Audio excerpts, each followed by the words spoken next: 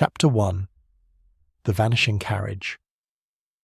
The express from Calais thundered northward through the grey English countryside, its steel wheels striking a relentless rhythm against the rails.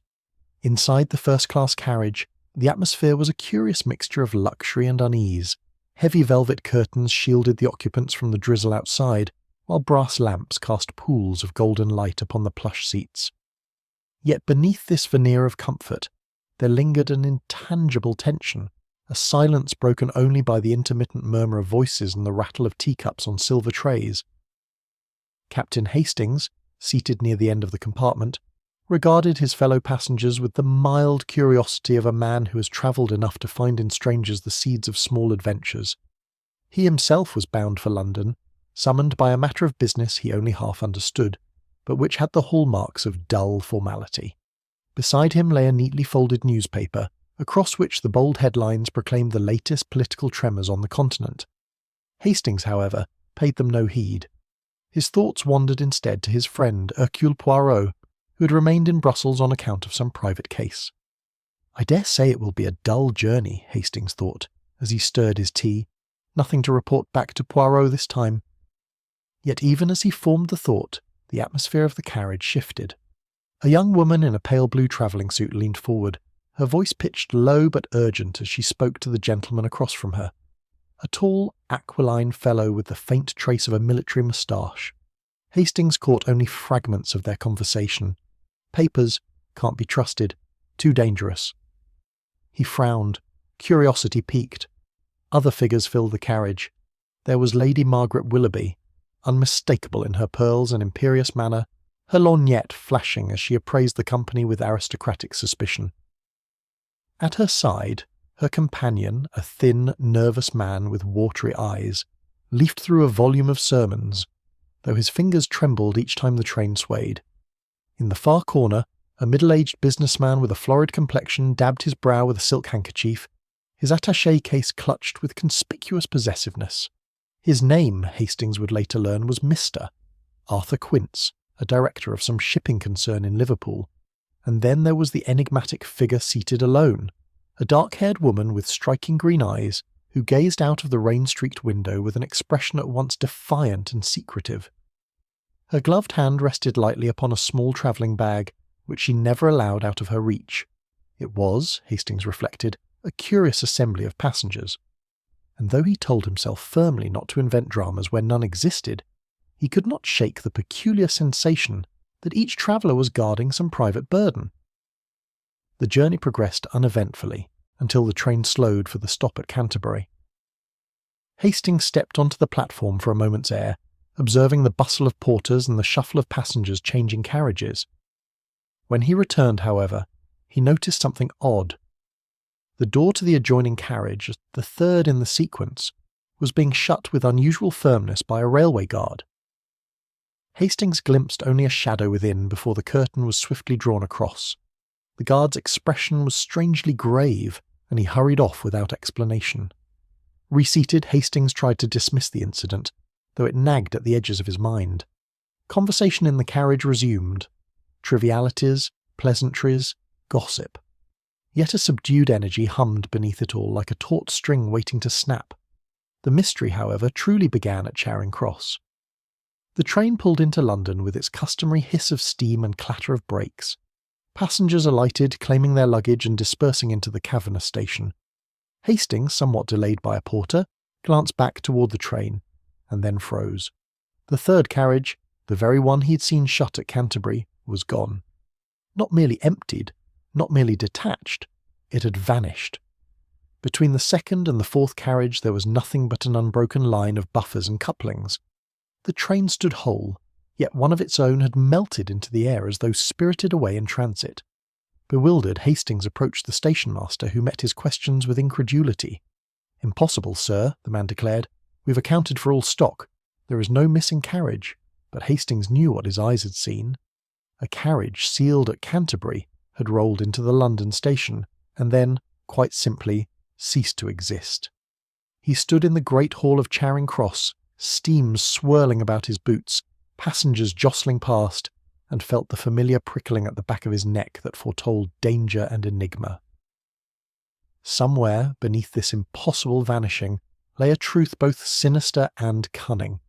It was, he thought, the sort of puzzle only one man could solve, and so it was with considerable relief that, as he turned toward the cab stand, he glimpsed a small, immaculately dressed figure emerging from the crowd.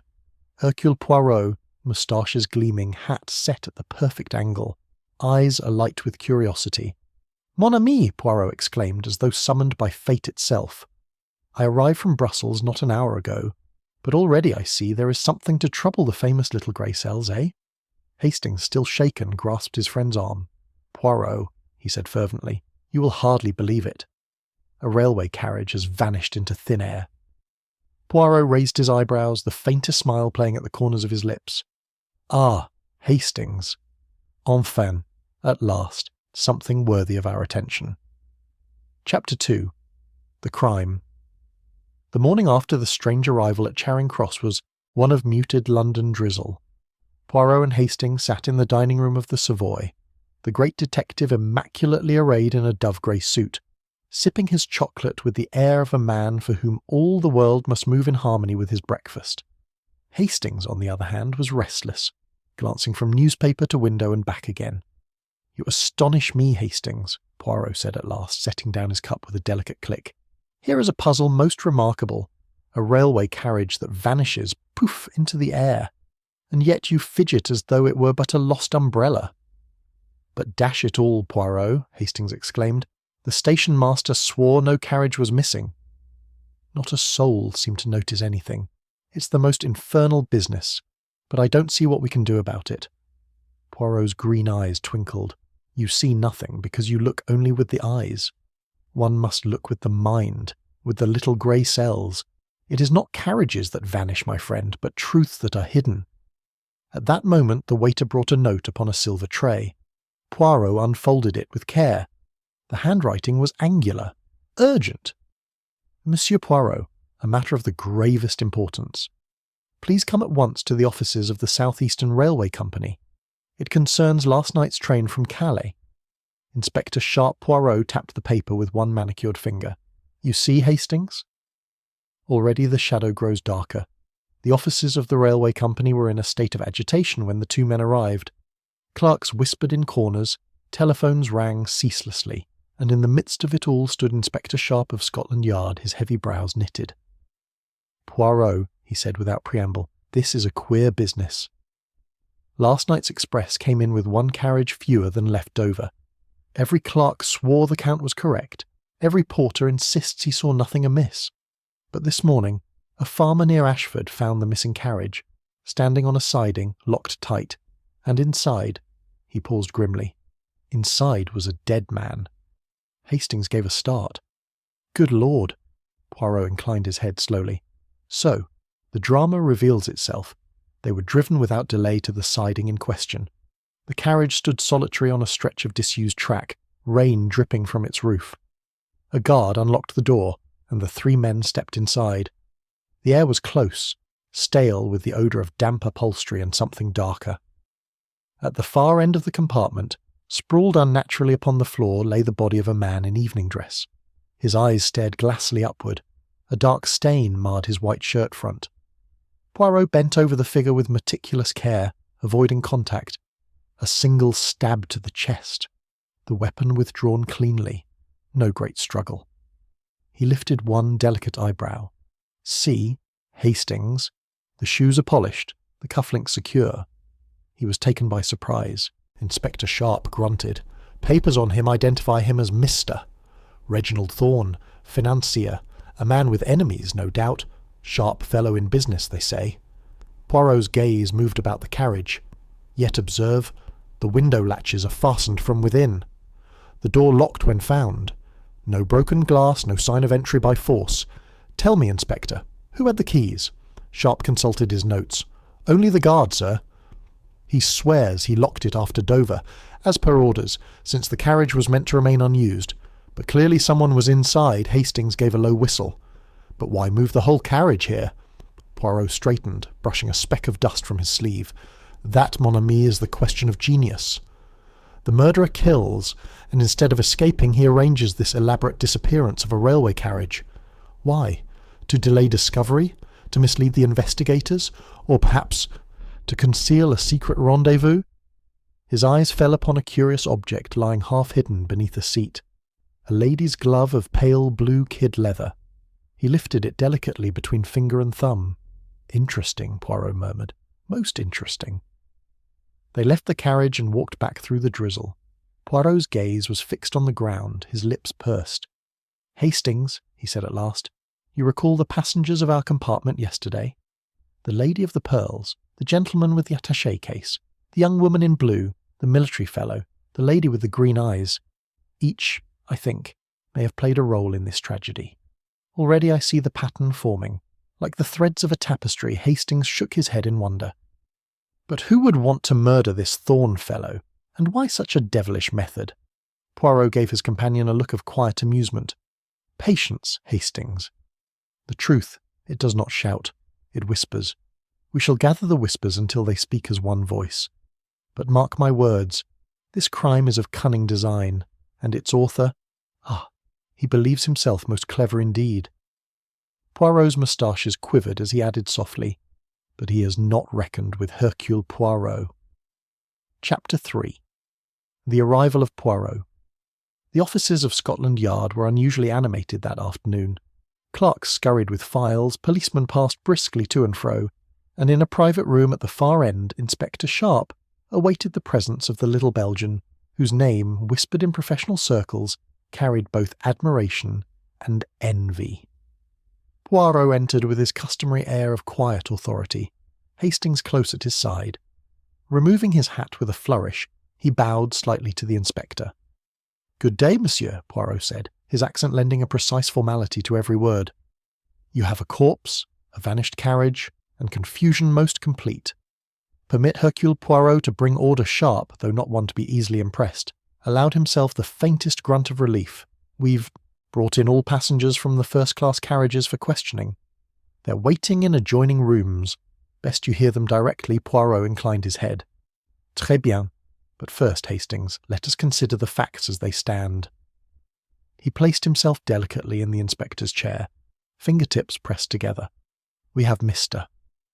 Reginald Thorn, a financier of reputation not spotless, found stabbed within a locked carriage. We have a glove of a lady, pale blue. We have the entire carriage spirited away, only to be discovered upon a siding. Voilà." A picture most curious. Hastings leaned forward eagerly. "You think the glove belongs to the young woman in blue who was in our compartment yesterday?" Poirot permitted himself a faint smile. "You leap, Hastings, like a trout at the fly. But patience. We shall hear all. The first to enter was Lady Margaret Willoughby, upright and imperious even under official summons. Pearls gleamed at her throat. Her lorgnette, as ever, hung like a weapon at the ready. "My dear Inspector," she began, "this is all a dreadful inconvenience. I know nothing of dead men in locked carriages. I travelled only to attend a charity dinner, and I insist on returning to my duties." Poirot regarded her steadily. "You knew Mr. Thorn, perhaps? By sight only?" "A vulgar sort of man. Made his money in ways one prefers not to discuss. Certainly not in my circle." Her voice carried the chill of disdain. "And yet," Poirot murmured, "you observed him yesterday, did you not, as he boarded?" Lady Margaret faltered, only for a moment. "I may have seen him." "But what of it?" Poirot's eyes glimmered. "Rien. For the moment next came Mr. Arthur Quince, the florid businessman. Perspiration glistened upon his brow, though the room was cool. "Terrible business, terrible," he muttered, clutching his hat. "But I swear I had nothing to do with it. I don't even know the man." "You carried an attaché case most carefully, monsieur," Poirot observed. "Business papers, perhaps?" Quince stiffened. "Yes. Shipping accounts. Confidential, you understand." Poirot's gaze lingered on the man's trembling fingers. "One day, monsieur, you must permit me to give you advice upon poker. Your nerves, they betray you too quickly." The young woman in the pale blue travelling suit was ushered in next. She was composed, though her eyes flickered nervously. "Miss Evelyn Harcourt," Sharp announced. Poirot bowed. "Mademoiselle, we find a glove within the carriage of the dead man. A glove most delicate, pale blue, like your attire. Might it be yours? She started visibly. I may have mislaid one, but I assure you, I never set foot in that carriage. I travelled the whole way beside Major Blackwood Poirot, inclined his head slightly. Ah, the Major. We shall come to him. Major Blackwood was indeed the next to appear, tall, erect, with the air of the regiment about him. His moustache bristled as he saluted almost unconsciously. Dash it, Inspector, this is absurd. I was with Miss Harcourt the entire journey. We had business to discuss. Family matters. I saw nothing of your thorn fellow Poirot's gaze sharpened. Family matters, Monsieur le Major. Yet Mademoiselle Harcourt seemed reticent upon the subject. Blackwood's jaw tightened. Private, Poirot. Not for public inspection. Poirot let the silence stretch until the Major shifted uneasily. Très bien. We returned to that later. At last came the dark-haired woman with the striking green eyes. She carried herself with a defiant poise, her small bag clutched in her gloved hands. I am Sophia Varesco, she said, her accent lilting faintly. I travel alone. I know nothing of this murder. Poirot's gaze fell to the bag she held so protectively. You guard that bag most closely, madame. It contains only letters, personal letters. Her tone was final, yet Poirot's moustaches twitched ever so slightly. When the interviews concluded, Poirot returned to Sharpe's desk, Hastings close behind. Each denies, each conceals, Poirot said softly. But one fact remains, Mr. Thorn is dead, and among these passengers lies the hand that struck him. Hastings could not restrain himself. But which one, Poirot? The little Belgian raised a finger. Patience, Hastings. First we must seek not the murderer, but the reason for the disappearing carriage. For in that, I think, lies the heart of the crime. Chapter 4. The questions begin. The following morning dawned crisp, the drizzle having lifted, leaving London's streets washed and gleaming. Poirot, having fortified himself with his customary bowl of chocolate and an arrangement of brioche set just so upon a tray, announced to Hastings that they must revisit the railway offices. Why so soon? Hastings asked, fastening his coat. Because, mon ami, Poirot replied serenely, it is not enough to interrogate the suspects once. When their minds are alert, their defence is raised. One must approach again with gentleness from another angle. Already they will have rehearsed their lies, and in so doing, they betray themselves. Come, Hastings, the time has come for the questions. At the railway offices, Inspector Sharpe awaited them, his expression dark. No progress, he said gruffly. Each of them sticks to their story. No one admits to knowing Thorn Poirot's eyebrows rose. Yet they all did know him, monsieur. Of that I'm convinced. They lie, but each for a different reason. Let us tease out the threads, one by one. The first to be questioned again was Lady Margaret Willoughby. She swept into the room, pearls gleaming, a faint air of indignation clinging to her. Poirot regarded her with courtly politeness. Madame, I beg your indulgence for a small curiosity. Did you ever lose money, perhaps, in an investment? Something promising, yet uncertain. Her eyes flashed. If you mean Thorn's schemes, I never trusted them. He came to me once, years ago, seeking to persuade me to invest in his dreadful South American mines. I turned him out of the house. He was a charlatan. Poirot inclined his head. And yet you saw him on the platform at Dover, did you not? His manner was not unknown to you. She stiffened, then waved a hand. Very well, I recognized him. But I had no word with him. The man was beneath me. Poirot's eyes gleamed. Beneath you, perhaps. But never out of sight. Next was Arthur Quince. He entered with his attaché case clutched to his chest as though it contained treasure beyond measure. Poirot smiled gently. Monsieur Quince, forgive me. But your case, it is always so near. May I see what it contains? Quince recoiled. Confidential papers, highly sensitive, nothing to do with this crime. Ah, said Poirot softly, but Monsieur Thorn was also in business. Did you know him? Quince's face darkened. Knew him? I despised him. He undercut us ruthlessly in shipping contracts, bribed dock officials, drove honest firms into the ground.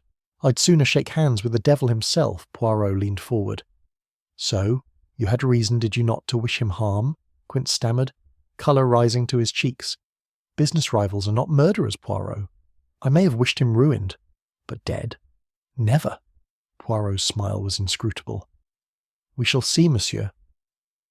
We shall see Miss Evelyn Harcourt was ushered in next. Her pale blue suit looked somewhat crumpled, her composure fragile. Poirot's eyes were kind, his voice gentle. Mademoiselle, a question most delicate. You said you never entered the locked carriage, and yet your glove was found within. How do you explain it? She twisted her hands nervously. I cannot. Perhaps it was stolen from my bag, or dropped. I don't know, but I never saw Mr. Thorn, I swear it. Poirot regarded her steadily. And Major Blackwood? He was your companion all the way? Yes, she whispered. We were together. Poirot nodded. Family matters, you said before. Might it concern money? Her eyes widened in alarm, but she did not answer. Major Blackwood followed. He stood stiffly as if upon parade. Poirot allowed silence to stretch before speaking. Major, I inquire, do you gamble? The question struck like a dart. Blackwood coloured. What business is that of yours? Perhaps none. Yet Mr. Thorn was known for his financial dealings. He lent money, sometimes at terms most unfavourable. If you were indebted to him, that would give cause for quarrel. Blackwood's jaw tightened. I never borrowed from him. But yes, I knew him. Years ago, in Cairo. A damned scoundrel then, and worse now. If you want my opinion, the world is better off without him. Poirot's moustaches twitched. A sentiment most vigorous. Yet sentiments do not make a murderer, unless passion carries them too far. Finally came Sophia Varesco, the dark-haired woman. She carried her small bag as ever, guarding it like a sentinel.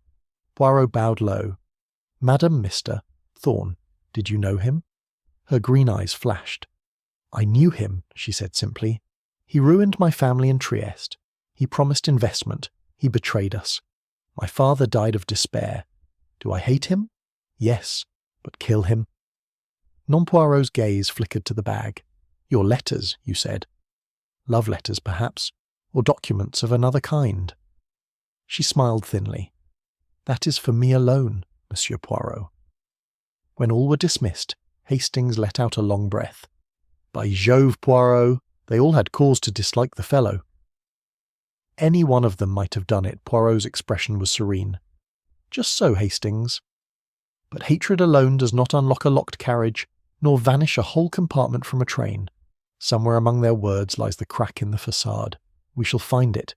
He leaned back, fingertips together, eyes half closed.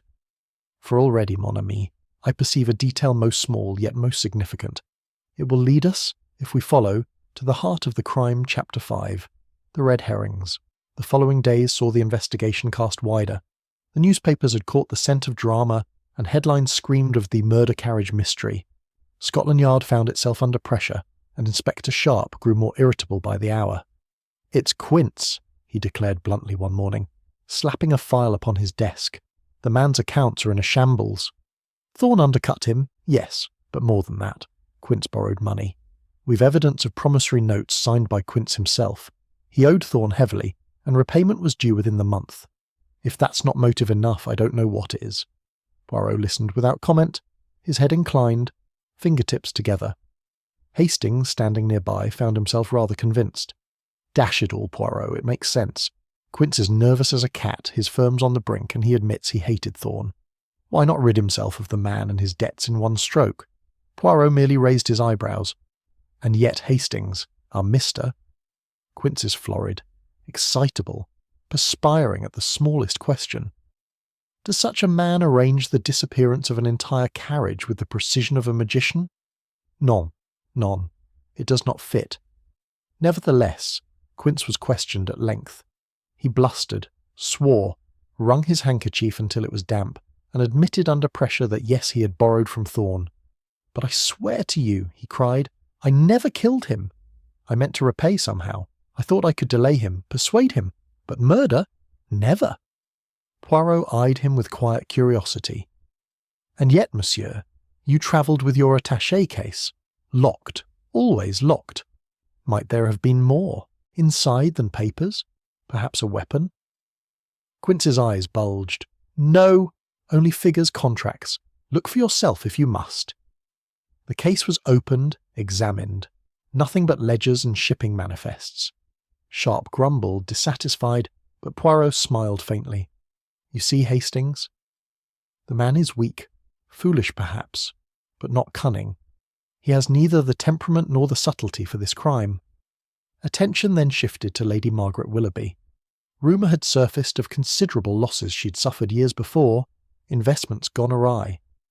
Poirot called upon her at her Belgravia townhouse, where gilt mirrors and heavy drapes proclaimed a grandeur slightly faded.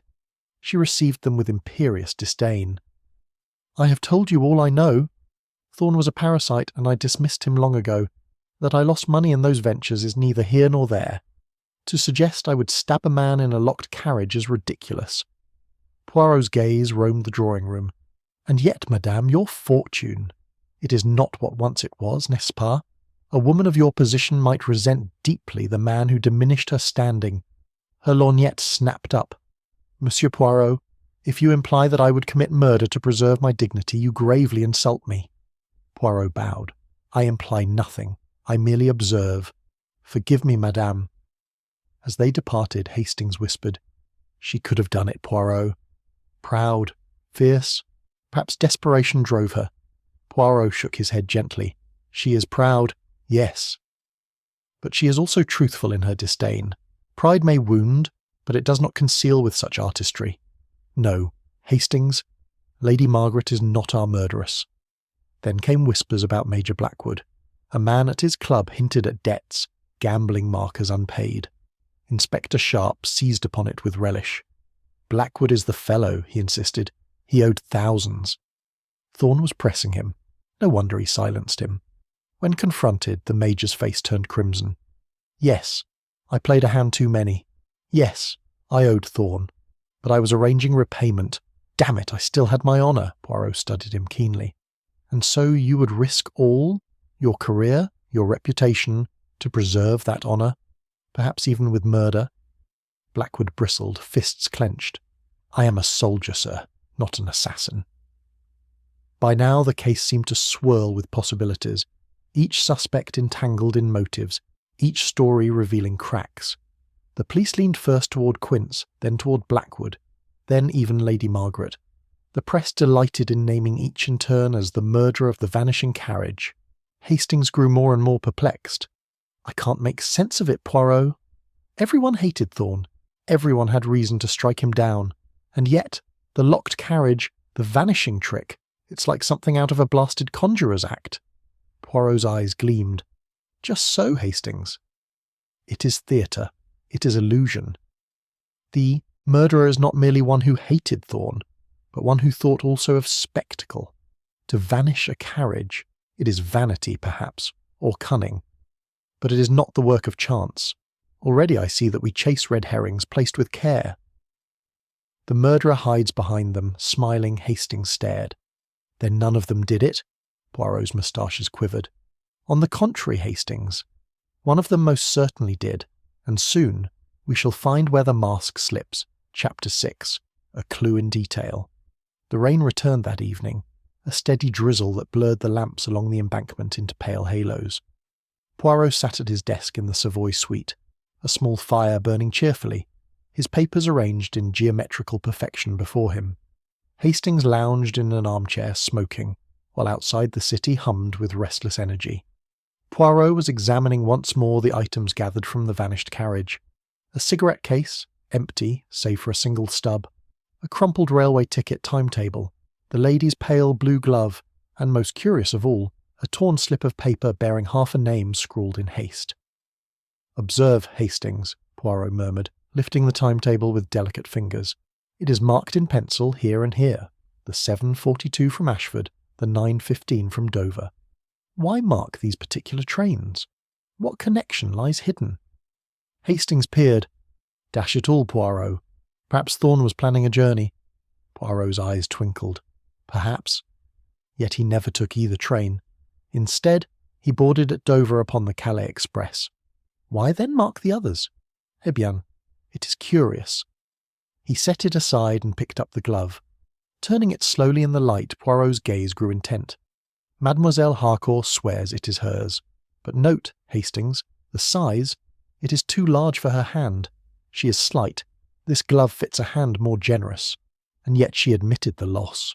Why claim ownership falsely? Voilà une contradiction. Hastings frowned. But whose, then, could it be? Poirot held the glove delicately against his own palm. A woman taller, stronger, like Madame Varesco, perhaps. But she denied it. Someone lies, mon ami. Someone lies with purpose. The following morning, Poirot insisted upon a return to the carriage itself, still sequestered in the railway yard under guard. They walked its length in silence, Poirot's gaze lingering upon every latch and hinge, every worn patch of carpet. He paused suddenly, crouching to examine the floor near the corner seat. Regardez, Hastings. A scuff mark, recent. The polish is disturbed, and beside it a faint trace of oil. Hastings bent low. Looks like something heavy was dragged. Poirot nodded. Precisely. Something dragged beneath the seat, then removed. A trunk, perhaps. Or a box. And why? To conceal what? He straightened, moustaches bristling. The murderer did not vanish the carriage for whimsy alone. Non, it served a purpose, to hide this compartment, while some item within was retrieved or replaced. The killing was not the end, but the beginning. Later, back at the Savoy, Inspector Sharp arrived with fresh reports. Forensics turned up nothing new, he said gruffly. No fingerprints but the victim's. The knife's gone, nothing stolen from Thorne's person either. Poirot inclined his head. Ah, but something was stolen, only not from his person, from the carriage itself. I begin to see Sharp look doubtful. And what of the suspects? Which of them planted that glove? Poirot smiled enigmatically. That, Inspector, is the beauty of it. Whoever planted it chose poorly. The glove does not belong where it was found. It is too large for the lady who claims it. A slip most fatal. That evening Hastings could restrain himself no longer. Poirot, do you mean Miss Harcourt lied to protect Major Blackwood? Or that Madame Varesco planted the glove to cast suspicion? It's enough to muddle a man's wits. Poirot looked up from his neat array of papers. Patience, mon cher Hastings. Lies are like the ripples on a pond. Each points back to the stone that caused them. The glove, the timetable, the scuff mark. All are ripples. Soon we shall see the stone. He leaned back, eyes half closed, and spoke almost to himself.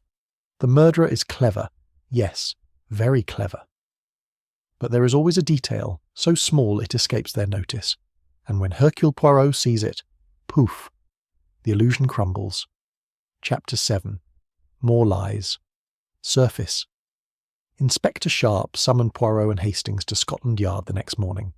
His face was set, his voice brusque. We've done further digging into your suspects, he began, tapping a file with a thick forefinger. Turns out Miss Evelyn Harcourt is not quite the innocent young lady she pretends. She's heavily connected to Thorne. Her late father invested through him and lost everything. She's been living on the charity of her cousin, Major Blackwood. There's more. She was seen visiting Thorne's office only a fortnight ago. Hastings gave a low whistle. So her story about never meeting him was a lie. Poirot's eyes gleamed. Mais oui, Hastings. Lies always bubble to the surface. Mademoiselle Harcourt denied knowing Thorne, yet she not only knew him, she sought him out. The question is, why conceal it? Sharp shrugged. Could be shame, could be conspiracy. But I'd wager she went to beg him for leniency over her debts. Perhaps he refused, and she struck. Poirot twirled a finger in the air. Non, non. A young lady like that. She might plead, she might despair. But murder? Number. She conceals something else. When brought in again, Evelyn Harcourt looked pale, her composure trembling. Poirot's voice was gentle. Mademoiselle, you told us untruths. You knew Thorne well, and you went to him only days ago. Why deny it? Tears sprang to her eyes. Because I feared what it would look like. Yes, my father lost everything through him. I went to plead for some restitution, just enough to live. He laughed at me. He said if I wanted security, I should marry him. Hastings gave a gasp. Poirot only inclined his head gravely. And you refused? Her voice was a whisper. Of course. I would sooner die. Poirot's eyes softened. So, that is why you lied, to conceal your humiliation, but not to conceal murder. Later that afternoon, attention shifted once more to Sophia Varesco. Her past, too, had been investigated. Sharp laid out the results grimly. She wasn't merely ruined by Thorn in Trieste. Her brother committed suicide after the collapse of their shipping venture. Letters in Italian confirm it.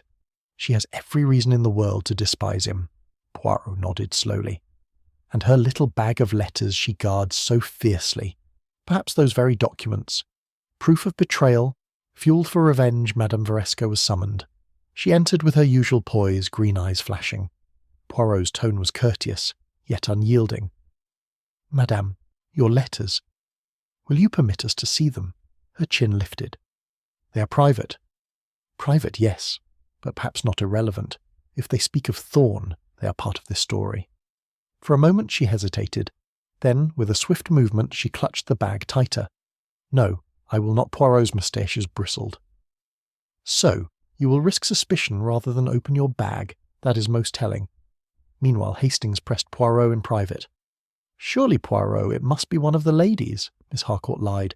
"Madame Varesco conceals letters. Each had reason to hate Thorn. Isn't it clear?" Poirot shook his head gently. "No, Hastings. The murderer arranges the scene like an artist arranges a canvas. These ladies have their griefs, their secrets. But the scuff mark on the floor, the vanished carriage, those speak not of passion but of planning. Cold, deliberate planning. A woman moved by hatred might stab, yes, but she would not contrive such theatre." Hastings frowned. "Then a man, you think?" Poirot's eyes narrowed. "Perhaps. Or perhaps one who wishes us to think it so." That evening, as they returned to the Savoy, Poirot paused in the corridor, lowering his voice. "Hastings, do you recall Major Blackwood's words? He said he never borrowed from Thorn. Yet his club records tell another story. He owed money, yes, and to Thorn. Voila another lie. But why lie, unless his honour was not the only thing at stake?" Hastings stared. "You think he—" Poirot raised a finger.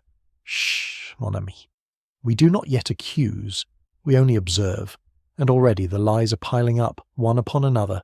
Soon the weight of them will bring the truth tumbling down." Chapter 8. The emotional turning point. The inquiry had reached a stage where suspicion thickened like fog. Each suspect stood entangled in motives, each protestation layered with untruths. Yet Poirot, calm as ever, moved with the patience of a man awaiting a single thread that would unravel the whole. Inspector Sharp, by contrast, was growing restless. "We cannot keep them all under questioning forever, Poirot. The press demands an arrest. If you've got a name, best say it." Poirot smiled faintly. "Patience, Inspector. When the fruit is not yet ripe, you do not pluck it. You wait until it falls into your hand." That afternoon, Poirot requested that all suspects be gathered at the railway yard, where the ill-fated carriage still stood. The grey sky hung low, rain threatening. The group arrived reluctantly. Lady Margaret, rigid and disapproving, Quince perspiring heavily, Miss Harcourt, pale and anxious, clinging to Major Blackwood's arm, and Madame Varesco, green eyes glittering with a mixture of defiance and fatigue. Poirot addressed them with courteous gravity. "Mesdames, Messieurs, I ask you to enter once more the carriage of death. It is here among these walls that the truth is imprisoned." They filed in, uneasy, the silence broken only by the hollow creak of the floorboards. Poirot let them stand a while, each regarding the scene where Thorn's body had lain. "Consider," Poirot said softly, "why should the murderer move the entire carriage? Not to escape detection, for sooner or later it would be found. Not to delay the discovery of the body, Amnas, for the death would be revealed at once. No, the reason was more subtle. The murderer wished to conceal for a time some object left behind." His eyes fell upon the scuff mark by the seat. Here, something heavy was hidden, and then removed. What was it, and why? The silence stretched, until suddenly a voice broke. It was Evelyn Harcourt. She pressed her hands to her face, her words spilling out in a trembling rush. "It was money! A box of securities hidden under the seat. I knew of it. Thorn boasted of carrying them. That's why I lied, why I said I didn't know him. I feared you would think I killed him to steal it." The others gasped. Major Blackwood laid a hand on her arm, his face thunderous. "Evelyn, for God's sake!" But she shook her head desperately. "I must speak." I saw him at Dover. He hinted he carried papers worth thousands. I thought perhaps he meant to blackmail us further, but I never harmed him. I swear it." Poirot's gaze softened. "So, mademoiselle, it is out. Your secret is confessed, but you did not kill. Of that I am sure." The atmosphere shifted. Lady Margaret's face had turned to marble. Quince mopped his brow with renewed vigour, and Madame Varesco's lips curved into a strange half-smile. The revelation had struck them each differently, peeling back another layer of silence. Poirot surveyed them keenly. "You see, Hastings? The lies tumble down. Mademoiselle lied to protect her honour. Others still cling to falsehoods, but one among them, clings because the truth would unmask them as murderer." His gaze swept the company, lingering on each face in turn. "Soon, the weight of guilt will force another confession. The soul, it cannot bear such pressure forever." As if on cue, Quince gave a strangled cry. "Yes, I knew about the securities too. Thorne spoke of them, boasted. I even thought of stealing them myself to settle my debts, but I never dared. I never had the nerve." Poirot raised a hand, silencing the babble. His eyes gleamed triumphant. "So, the circle tightens. We know now that wealth was at the heart of this crime. Not passion, not vengeance alone, but money. Yet who among you had both the courage to kill and the cunning to arrange the vanishing carriage?" He leaned forward, moustaches quivering. "That, my friends, is the truth we're about to uncover." Chapter 10. The Reveal. The fire in the great drawing-room had sunk to a red glow, casting long, sinister shadows across the carved panelling. The company sat as though rooted to their chairs, their faces pale in the flickering light. Dr. Grayson had slumped forward, his spectacles hanging loosely in one hand, his confession trailing into silence. For a long moment no one spoke. It was Poirot who broke the stillness, his voice calm, precise, yet carrying to every ear. "Messieurs, mesdames, we have reached the end of our little drama.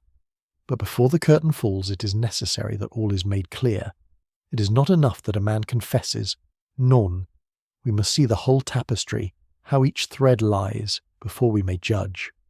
He paced slowly before them, his small frame radiating control. His eyes, bright and sharp, seemed to hold each person in turn. You see, Charles Wyndham was no ordinary victim. He was a man who collected secrets. Like a miser hoards coins. To Lady Margaret he whispered of disputed clauses in her late husband's will. To Julian Darrow he held the debts that would have destroyed him. To Clara he threatened her reputation with suggestions most vile. To Dr. Grayson he had proof of dishonest dealings in his medical practice. Each of you, therefore, had reason to hate him, and each of you lied, yes, lied, to conceal your actions that night. Clara buried her face in her hands. Julian cursed under his breath. Colonel Redmayne stiffened but said nothing. Evelyn sat motionless, her dark eyes fixed on Poirot. Poirot raised a hand. "Now, let us place the events in their true order." Wyndham retired to his room shortly after 11, but he did not remain there. Around 12:30, he left to meet Julian in the gallery. They argued. There was no witness but the echoing walls. Julian begged, Wyndham mocked. But Julian did not strike him. No, he lacked the courage. Julian flushed scarlet but did not speak. Afterwards, Poirot went on, Julian fled, fearful, leaving Wyndham alone. It was then that Dr. Grayson entered. He had armed himself with the candlestick brought from the dining room. He struck Wyndham from behind, a single, well-judged blow. Wyndham collapsed, stunned, but not dead. And then, Doctor, you revealed the coolness of your profession. You tied the hangman's knot, lifted the body with effort, and arranged the scene. Poirot paused, letting the horror of the picture sink in. But alas, even the cleverest arrangement betrays itself in the details. The knot, too perfect. The chair, not placed where a desperate man would leave it. The wax smudge, crushed before the chair was moved. The bell flag, dropped by the cord when you tore it from the stair alcove. Each detail, insignificant alone, together, they shout the truth. Grayson's face was grey, his eyes hollow. Yes, he whispered, he would have ruined me. My practice, my livelihood, my name. I thought no one would ever know. Poirot's moustaches twitched upward, but his tone was grave. "Monsieur, no crime is perfect. The murderer always leaves behind a trace, a footprint, a fibre, a gesture. It is the shadow of the executioner, and in your case it was the knot. You wished to conceal your shame, but instead you revealed it." There was a silence, broken only by the hiss of the fire. Lady Margaret rose slowly, her figure straight despite her years. "Then justice will be done," she said quietly. Poirot bowed his head. "Yes, madame." "But not by rope, by law. That is as it should be." Inspector Graves stepped forward, grave and deliberate. "Dr. Lionel Grayson, I must ask you to accompany me." The doctor made no resistance. He rose heavily, as though suddenly aged, and allowed himself to be led away. The door closed behind them with a dull finality. For a time, no one stirred. Then Clara, her voice broken, whispered, "It could have been any of us." Poirot looked at her gently. "Oui, mademoiselle, that is the truth. But it was not. Each of you bore secrets, but only one chose to silence his enemy with death. That is the difference." He turned then to Lady Margaret, offering a small courtly bow. "Madam, my task here is finished." The shadow is lifted, and with that Hercule Poirot, neat and composed, adjusted his cuffs and allowed himself the smallest of satisfied smiles. Chapter 11. The Reflection. The house was quieter after Dr. Grayson's removal, but it was not the quiet of peace. It was the subdued hush of people who had glimpsed how near disaster lay to them all. Each guest withdrew into themselves, their eyes avoiding one another, their voices low and guarded. The servants crept about as if fearful of stirring old echoes. Greystone Manor had been scoured by a storm more violent than any thunder in the hills, and now only silence remained. Poirot, however, seemed unchanged. The little Belgian, precise and composed, walked the corridors with his usual neat step, pausing at intervals to examine a piece of carving, to straighten a book left awry, or to study a portrait with thoughtful eyes. It was as though, in tidying the house, he tidied also the remnants of the crime, restoring order where chaos had briefly reigned. On the final evening before his departure, Lady Margaret invited him to the small withdrawing room that overlooked the sodden gardens. A lamp burned softly on the table, casting its light upon the polished surface where a chess set lay undisturbed. She gestured for Poirot to sit. "Monsieur Poirot," she said with quiet dignity, "I owe you thanks. Though the truth was bitter, better that it be known. Greystone has survived many storms, but this one, it might have destroyed us." Poirot inclined his head. "Madame, it is always so. A house may stand for centuries, but it is the secrets within that weaken the foundations. Charles Wyndham, he built his little empire upon the weaknesses of others. One day, it was inevitable that such a man would fall. It is tragic, but not surprising." She studied him keenly. "And you, monsieur? Do you never tire of uncovering such things? Does it not weigh upon you to see only the darker corners of human nature?" Poirot smiled faintly, his moustaches curling. "But, madame, I see also the light. For though many conceal, there are always some who speak truth. Mademoiselle Evelyn, she told what she heard, though it cast suspicion. Mademoiselle Clara, though afraid, could not wholly suppress her conscience. Even the lies, they reveal the soul. One learns, always, who is coward, who is vain, who is strong." "It is a study most fascinating." Lady Margaret regarded him for a long moment, then said softly, "You believe in justice, Monsieur Poirot." "Always," Poirot replied gravely. "Not the justice of the rope. Non, that is too crude. True justice is the balance restored, the innocent relieved of suspicion, the guilty confronted with their act, the truth brought to light. It is for that I labour, and when it is done, when order is restored, then, madame, I rest." She gave the faintest of smiles. "You are a remarkable man." He rose, bowing with old-world courtesy. "I am only a man who uses the little grey cells, madame." Nothing more. Later, as he prepared to depart, Poirot stood for a moment at the great door, gazing back into the hall. The portraits of the Darrows looked down as they always had, stern, aloof, unyielding. Yet to Poirot's eye, they seemed to have lost something of their weight. The shadow had passed. Outside, the night was clear, the air sharp with the scent of wet earth. Poirot drew his coat closer and descended the steps with his precise little tread. The motor car waited at the drive, its lamps glowing. As he climbed inside, he allowed himself the smallest sigh of satisfaction. For though murder had darkened Greystone, he had, with patience and order, dispelled its shadow. The executioner's hand had been revealed, and Hercule Poirot once more had shown that in the end it is not strength, nor cunning, nor chance, but the mind, the little grey cells, that triumphs. Chapter 12. Poirot's Departure. The following morning broke with a clear sky, a chill brightness spreading across the lawns of Greystone Manor. The storm-washed world seemed almost innocent, as if nature itself wished to deny the darkness that had played out within the old house. Yet the hush that lingered in the corridors told a different tale.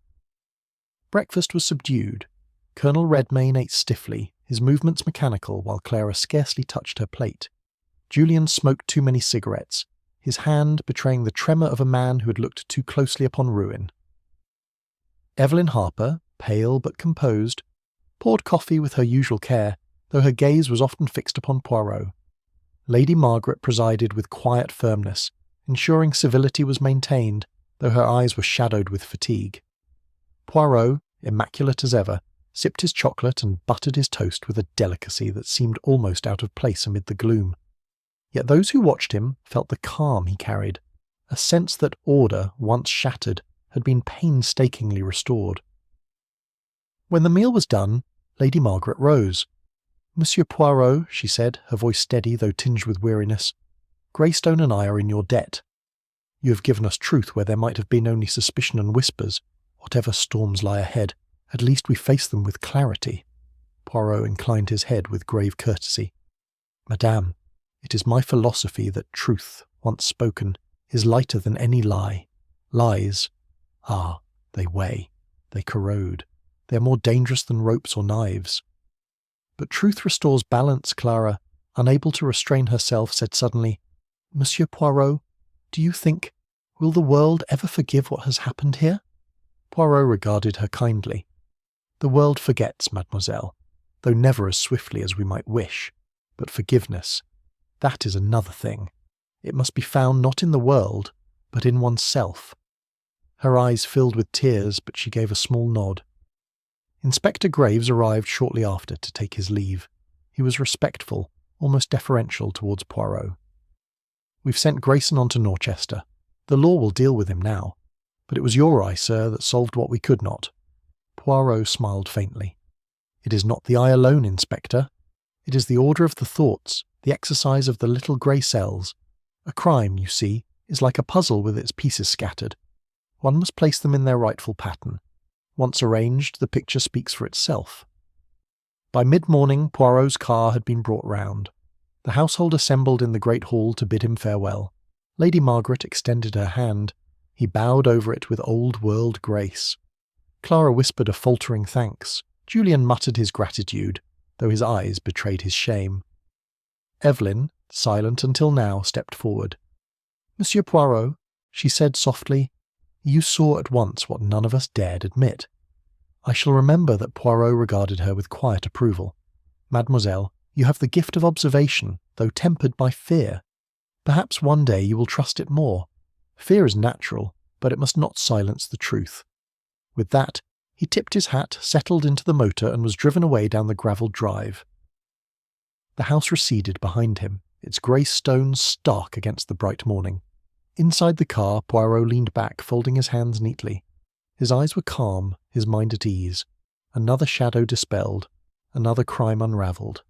The world, he reflected, was endlessly full of folly, vanity, and fear. But so long as he had the order of his thoughts, so long as his little grey cell served him faithfully, he would bring light where there was darkness. And with that thought, Hercule Poirot closed his eyes, as content as a man may be who has once more restored the delicate balance of justice.